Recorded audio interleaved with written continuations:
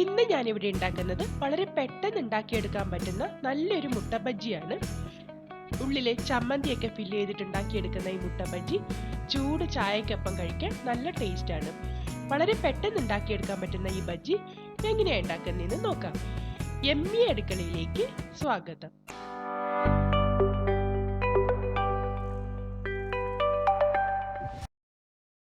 ബജ്ജി ഉണ്ടാക്കാനായി ഞാനിവിടെ 6 മുട്ട പുഴുങ്ങി നടുവേ മുറിച്ചെടുത്ത് വെച്ചിട്ടുണ്ട്.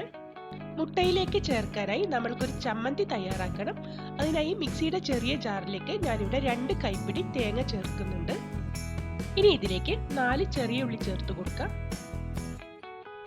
അതേപോലെ തന്നെ ഒരു ചെറിയ കഷ്ണം ഇഞ്ചി നീളത്തിൽ അരിഞ്ഞത് ചേർത്ത് കൊടുക്കാം. എരിവുള്ള 3 പച്ചമുളകാണ് ഞാനിവിടെ എടുത്തിട്ടുള്ളത്. നിങ്ങളുടെ എരിവിനനുസരിച്ച് നിങ്ങൾക്ക് പച്ചമുളക് കൂട്ടുകയോ കുറയ്ക്കുകയോ ചെയ്യാം. ഇനി ഇതിലേക്ക് ഒരു പിടി പുതിനയിലയും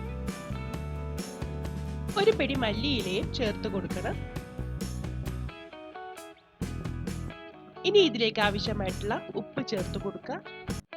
ഇനി പുളിക്ക് ആവശ്യമായി അരമുറി ചെറുനാരങ്ങ നീര് കൂടി ചേർത്ത് വെള്ളം ചേർക്കാതെ നന്നായി ഒന്ന് അരച്ചു കൊണ്ടുവരണം. ചമ്മന്തി ഇവിടെ അരച്ചു കൊണ്ടുവന്നിട്ടുണ്ട്. ഇനി അരച്ചു വെച്ചിരിക്കുന്ന ഈ ചമ്മന്തി നമ്മൾക്ക് ഈ മുട്ടയിലേക്ക് തേച്ചു കൊടുക്കാം. ഇങ്ങനെ മുട്ടയിലേക്ക് ഈ ചമ്മന്തി തേച്ച് ഫ്രൈ ചെയ്തെടുക്കുമ്പോൾ നല്ല ടേസ്റ്റ് ആയിരിക്കും.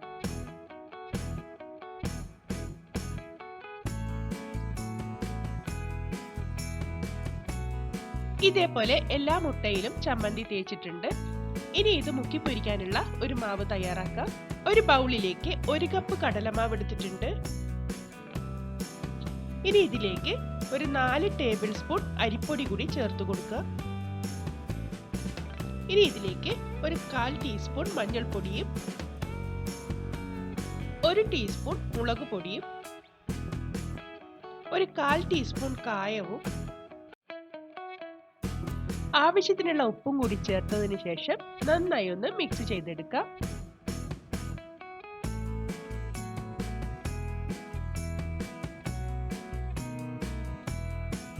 ഇനി ഇതിലേക്ക് ആവശ്യാനുസരണം വെള്ളം ചേർത്ത് നല്ല കട്ടിയുള്ള ഒരു മാവായി കലക്കിയെടുക്കണം.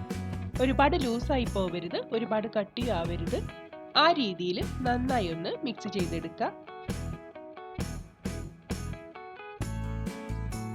നിങ്ങൾക്ക് വേണമെങ്കിൽ ഇതിലേക്ക് കുറച്ച് ബേക്കിംഗ് സോഡ കൂടി ചേർക്കാവുന്നതാണ്. ഞാനിവിടെ ചേർക്കുന്നില്ല. ബജ്ജി മാവ് ഇവിടെ തയ്യാറായിട്ടുണ്ട്.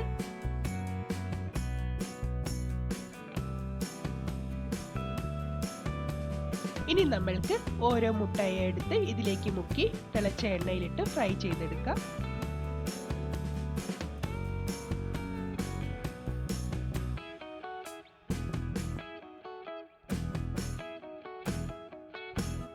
ഒരു ഭാഗം നന്നായി മൊരിഞ്ഞു വന്നതിന് ശേഷം നമ്മൾക്കിത് മറിച്ചിട്ട് കൊടുക്കാം.